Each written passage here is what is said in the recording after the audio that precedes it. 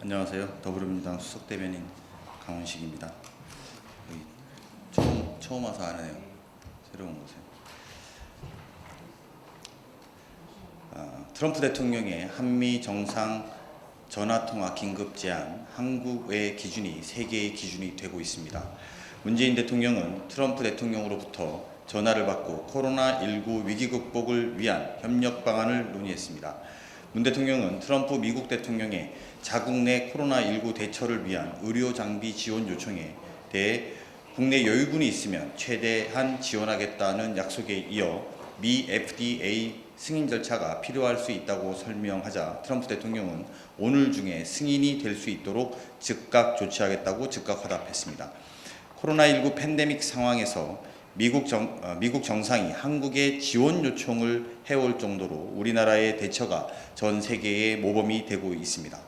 미국뿐만이 아닙니다. 지난 13일에 프랑스의 마크롱 대통령은 문재인 대통령과의 통화에서 프랑스도 한국이 성공적으로 취하는 조치의 우수성과 방식을 배우고 경험을 공유하고 싶다고 말한 바 있습니다.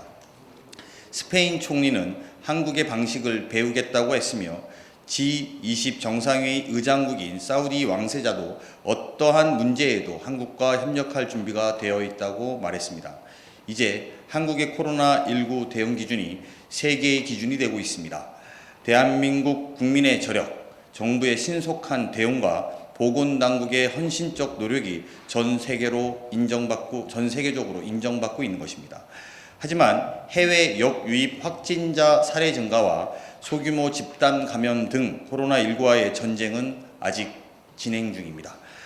정부는 코로나19 대응에 고삐를 늦추지 않으면서 이와 함께 경제 위기 대응을 위한 모든 경제적 수단이 적기에 활용될 수 있도록 가능한 조치를 과감하게 시행해야 합니다. 코로나19 위기 극복에 우리나라가 선제적이고 적극적인 대응으로 세계의 모범이 되었듯 경제 위기 극복에서도 더불어민주당과 정부는 선제적이고 과감한 대응으로 국민의 일상을 되찾고 세계의 모범이 될 수 있도록 모든 노력을 다하겠습니다. 코로나 도산을 막는 것이 민생 최우선 과제입니다. 어제 문재인 대통령은 2차 비상경제회의를 주재하고 긴급구호 긴급자금 100조 원을 투입하기로 결정했습니다. 정부의 코로나 도산을 막겠다는 강력한 의지를 적극 환영합니다. 코로나19 팬데믹 상황에 따른 세계적 경제 위기로 우리 기업들의 어려움이 가중되고 있습니다. 우리 기업들이 힘들어지면 고용이 나빠집니다. 고용이 나빠지면 민생이 어렵습니다. 기업을 돕는 것은 결국 민생을 돕겠다는 것입니다. 우리 경제는 앞으로 더 많은 위기와 도전에 직면할 것입니다. 세계 경제 위기가 언제 끝날지 모르는 현실을 직시하며 우리 경제의 침체를 막기 위한 체계적이고 신속한 대응이 그 어느 때보다도 절실합니다. 정부는 오늘 고용유지 지원금 확대 계획을 발표하고 내주 3차 비상경제회의에서는 생계 지원 방안에 대한 결론을 내릴 예정입니다. 더불어민주당은 중소기업, 소상공인, 경영 안정과 노동자들의 고용 안전망 강화 그리고 중산층과 서민의 생계 지원을 위한 최선의 방안을 강구하기 위해 정부와 함께 지혜를 모아나갈 것입니다.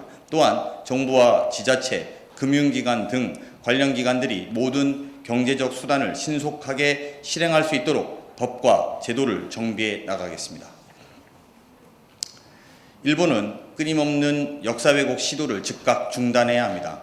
일본의 무도하고 만성적인 역사 왜곡 시도가 또 자행됐습니다.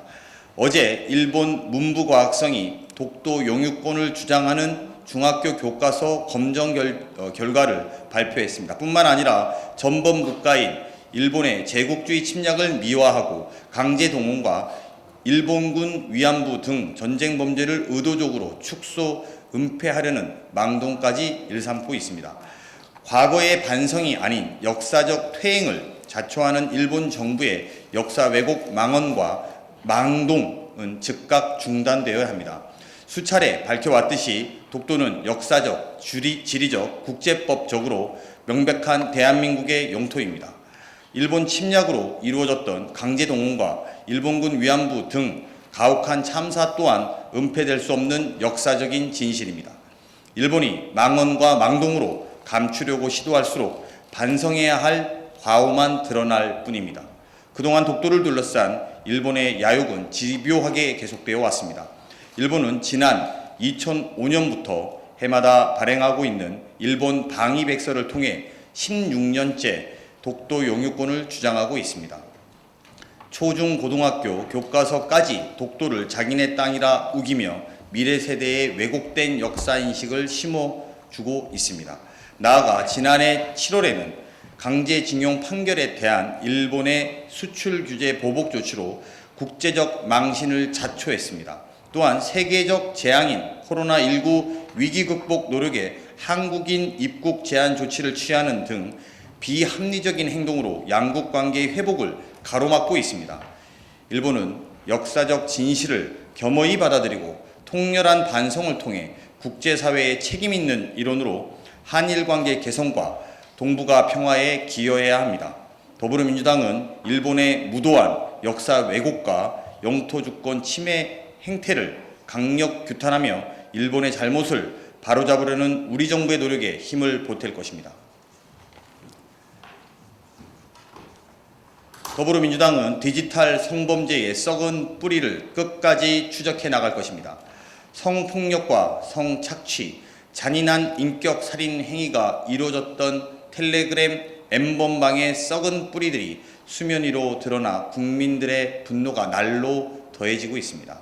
어제 추미애 법무부 장관은 불법 아동 청소년 성착취 영상의 제작, 배포에 관여한 피의자들의 형법상 범죄단체 조직죄 적용 검토를 지시했습니다.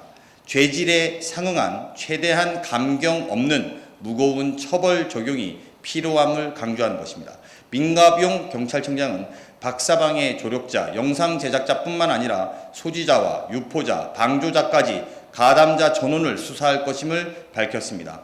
N번방과 엮인 범죄들까지 줄줄이 엮여 나오는 상황입니다. 강원지방경찰청은 N번방 모방 범죄를 저지를 10대를 붙잡아 구속했습니다. 박사방의 주범 조주빈은 여아 살해를 모의한 것도 드러나서 국민들을 경악해 하고 있습니다.